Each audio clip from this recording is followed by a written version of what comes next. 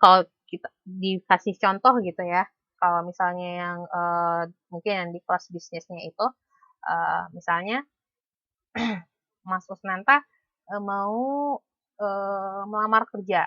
Kalau misalnya di perusahaan A, Mas Kusnanta misalnya mendapatkan apa ya, gaji misalnya 500 NT per jam. Kalau misalnya di perusahaan B, Mas Kusnanta mendapatkan gaji 350 NT per jam dengan seperti itu misalnya kan, dengan pekerjaan yang beda. Nah, tapi kalau misalnya yang teori motivasi ini ngejawab seperti misalnya Mas Kusnanta udah kerja nih ya di perusahaan ini, kemudian yang memotivasi Mas Unanta untuk bekerja itu apa? Oh, ternyata rasa adil. Adanya usaha dan yang dihasilkannya itu ternyata sama gitu, seperti itu. Jadi beda. Wah, barusan saya jawab Mbak Sarah Adinda. Saya jawab dengan contoh. Sudah paham? Oke, kita lanjut ya. Udah jam setengah 12. Dikit lagi. Kita lanjut ke teori penentu tujuan. Ini masih yang proses kalau nggak salah saya ya. Penentu tujuan.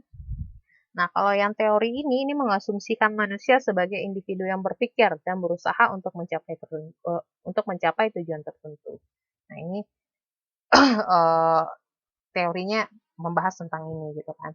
Kemudian kita lanjut teori reinforcement. Jadi tadi kan ada yang teori isi, ada teori proses, kemudian ada teori reinforcement. Nah, kalau teori reinforcement ini, kalau misalnya, ulang ya, kalau yang isi itu menjawab apa, kalau yang proses itu menjawab bagaimana, kalau yang teori reinforcement ini menjelaskan peranan balasan dalam bentuk perilaku tertentu. Nah, proses reinforcement itu bisa dilihat di, teman-teman lihat di gambar ini. Itu ada stimulus dulu, ada yang memprovokasi, kemudian ada responnya, kemudian dari respon itu ada konsekuensi. Nah, konsekuensi itu akan menghasilkan respon masa datang. Nah, ini proses reinforcement yang digambarkan pada buku modul 7 ini. Ada 4 jenis reinforcement. Yang pertama itu bentuk jenisnya yang pertama positif, yang kedua itu penghindaran, yang ketiga itu hukuman, yang keempat itu adalah pemadaman.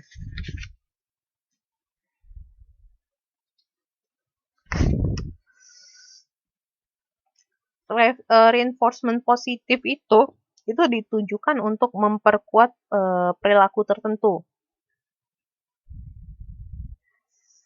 dengan jalan memberikan balasan yang positif. Misalnya, misalnya dalam sebulan ini, misalnya teman-teman datangnya, teman-teman kerja gitu kan di sebuah perusahaan. Kemudian teman-teman selalu on time gitu untuk datang ke kerjaan teman-teman. Misalnya 10 menit misalnya sebelum jam yang ditetapkan gitu kan.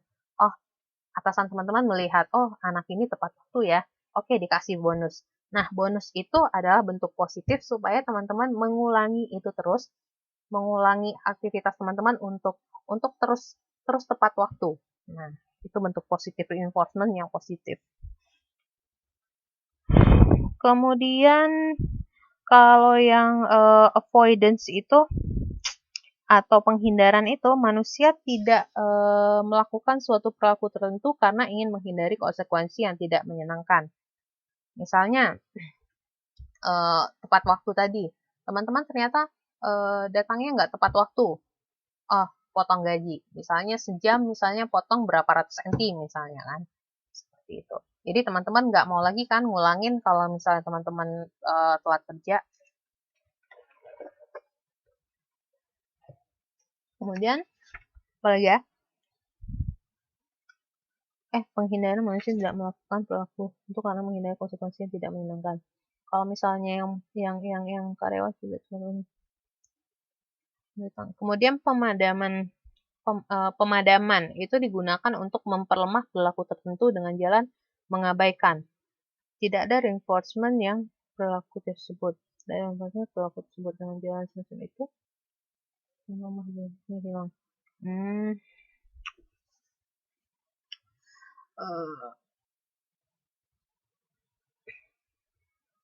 Jadi intinya yang extinction sama yang pemadaman yang penghindaran itu kan bentuk negatif kan ya. Bentuk negatif itu maksudnya tujuannya ya untuk supaya si karyawan tidak mengulangi lagi kegiatan yang negatif itu atau yang berefek negatif terhadap perusahaan gitu misalnya. Seperti itu. Nah, di gambar tabel 7.5 di halaman 7.43 itu ada ringkasan modal motivasi reinforcement. Jadi ada yang perilaku positif itu untuk memperkuat perilaku yang memberikan konsekuensi yang menyenangkan, penghindaran. Kalau penghindaran itu untuk memperkuat perilaku yang menghindari konsekuensi yang tidak menyenangkan. Kalau hukuman itu untuk memperlemah perilaku dengan memberikan konsekuensi yang tidak menyenangkan. Kemudian pemadaman memperlemah perilaku dengan tidak memberikan konsekuensi yang menyenangkan. Seperti itu. Oh, jenis reinforcement itu ada dua, jenis yang perlakuan, ada juga yang schedule waktu pemberian perlakuan. Kalau yang 4 tadi yang saya bilang positif, penghindaran, hukuman, pemadaman, itu bentuk dari jenis perlakuan, reinforcement perlakuan. Kalau yang schedule waktu pemberian perlakuan, itu ada 4, ada interval tetap, interval variabel, ada rasio tetap, ada rasio variabel. Nah, seperti itu.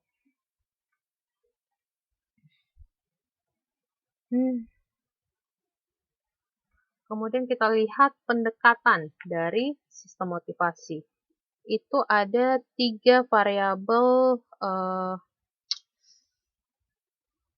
yang mempengaruhi motivasi dalam organisasi. Ada yang karakteristik individu, ada karakteristik pekerjaan, dan ada karakteristik situasi kerja. Kalau misal kita lihat dari karakteristik individu, itu seperti minat, sikap, kebutuhan. Kalau dari karakteristik kerja, itu contohnya seperti balasan intrinsik, tingkat otonomi, feedback, dan tingkat variasi dalam tugas. Kemudian kalau misal dari karakteristik situasi kerja, itu contohnya lingkungan kerja langsung seperti teman dan pengawas, kemudian organisasi seperti sistem penggajian dan budaya organisasi. Nah, demikian untuk modul 7 malam ini. Ada yang mau ditanyakan? Saya matikan dulu ya. Rekaman.